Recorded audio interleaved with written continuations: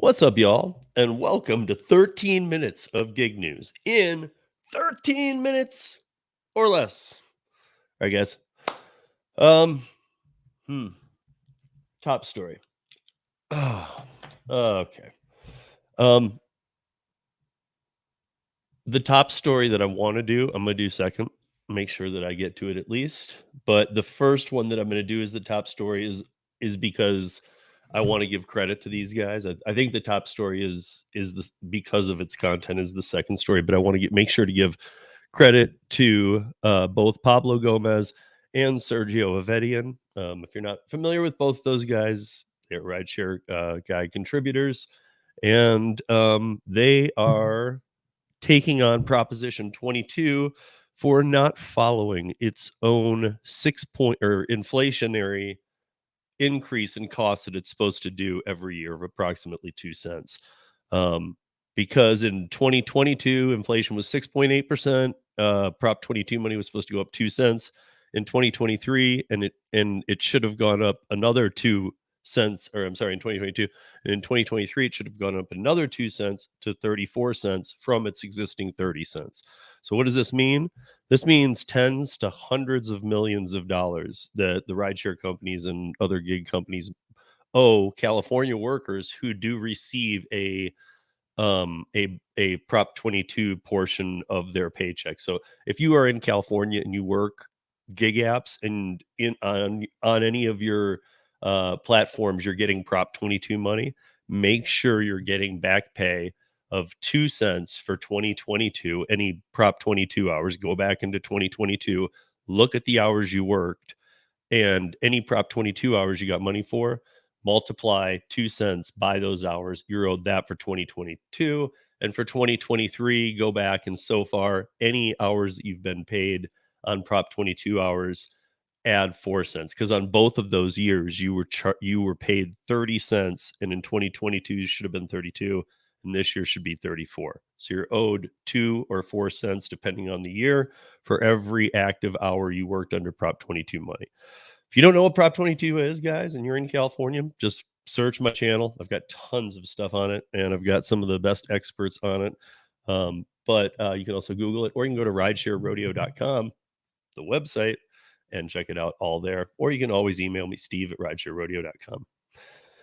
Before I move into this next story, I real quickly want to say, you guys, that I have been working. I had some friends in town, and we had two 50th birthdays going on of people very dear to me. So this weekend, so we just have our house has been very chaotic, and I've been set up in my bedroom, which is where I used to be set up. Not the best connection, really small enclosed space, but I'm kind of setting my studio back up out here, so should be back up and running as normal. And I want to thank the Thursday crew for taking care of the round table so that I was able to take Marissa and our friend Stephanie out as well for their 50ths. So that said, I want to move. I want to again thank Gomez and Avedian. Um, thank you guys.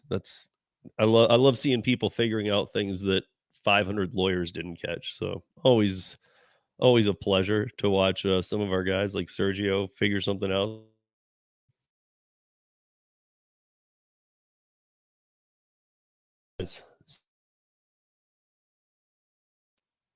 Here in my market, um, okay, there was a 13-year-old passenger in a Lyft car on May 13th. The girl took a ride, the driver picked her up, and the same when she got dropped off, she immediately called the police that she had been sexually molested. This comes at a time when, again, let me make this very clear. This is Lyft. This is a Lyft driver here in Aurora, Colorado, right by near Denver. And the Lyft driver, who's an adult, um, sexually molested a 13-year-old. Now, this happened on May 13th. It was literally days, probably around the 20th. Yeah, right around the 20th, or if it wasn't right before that weekend, it was right before it. that was around the 18th, 19th, 20th, somewhere in there.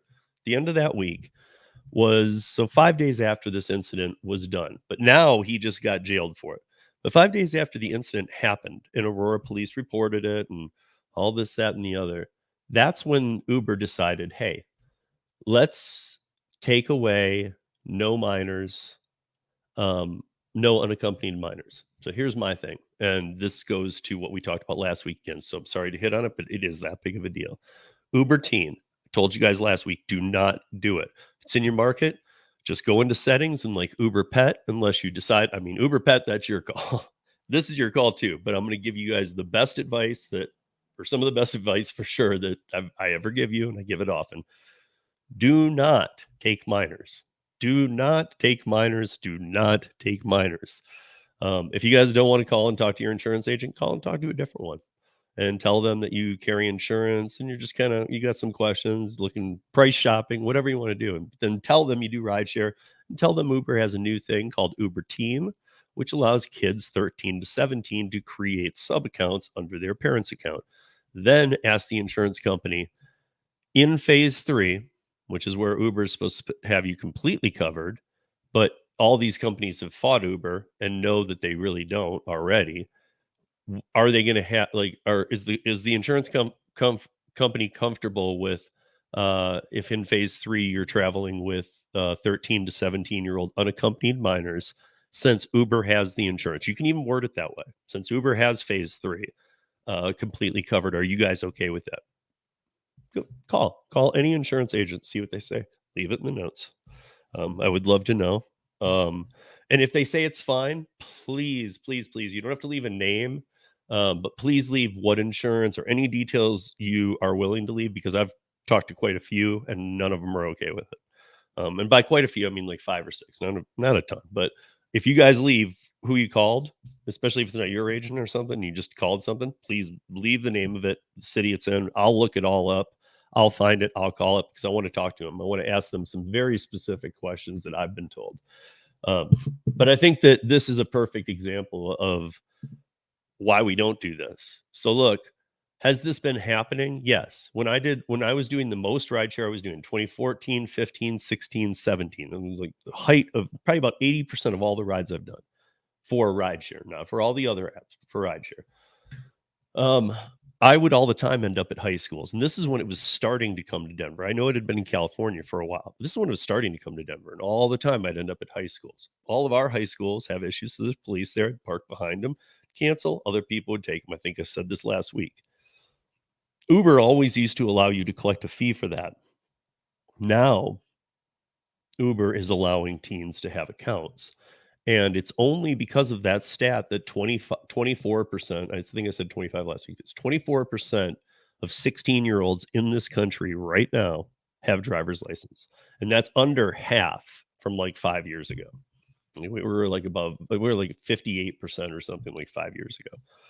So, I mean, you could say pandemic and whatnot, but I really think that there is a movement of people who just don't want the look. It's very expensive to live these days. If you can cut out car cost and you have a W-2 job and you live a mile from it, or if it pays well and you can afford to take a ride share, and you'd rather not have a car. There's so many reasons to not have a car. Depends on the city you live in too.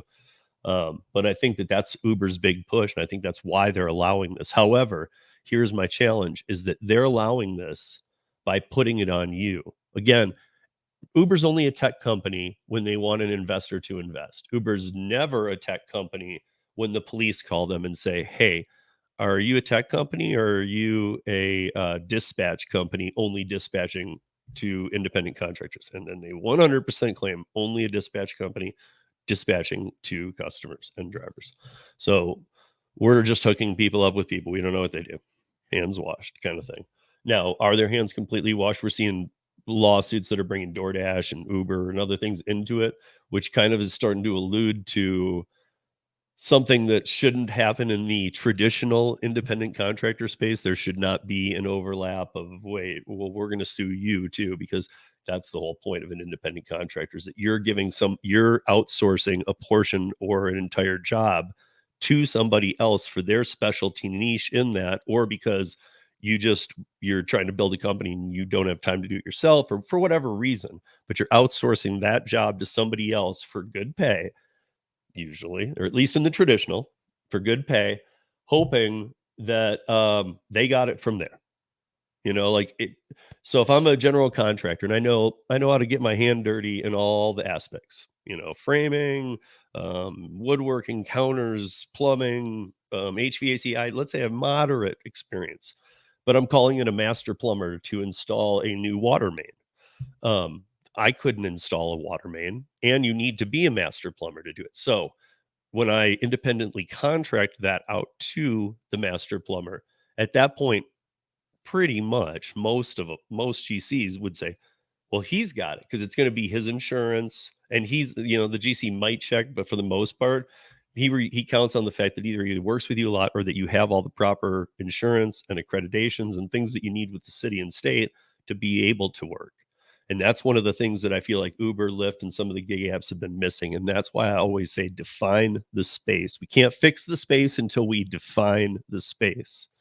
This this this independent contractor app-based gig platform work has to be its own definition. I don't care what its name is. I don't care if it has 700 words in a row and that's what it's called, or if it's one word and it's called gig space and it just means traditional gig work, but a hybrid model, gig space, all platform gig work. And then under there, now we can start approaching how do we deal with this space? Because the big catch is, first of all, if we're independent contractors, they're crossing the line. I've said this time and time again. But if they're trying to redefine, which they are, the independent contractor model for everybody or for the gig space or whatever, they have to do that based on the definition of what we are. Like, so independent contractor. They can't go back to the before the app-based economy was created and say, let's go with that definition because nobody ever defined you as a straight independent contractor. Hmm. Hmm. Leave your comments below, guys. And that's 13 minutes of news in just under 13 minutes. Peace. See you guys.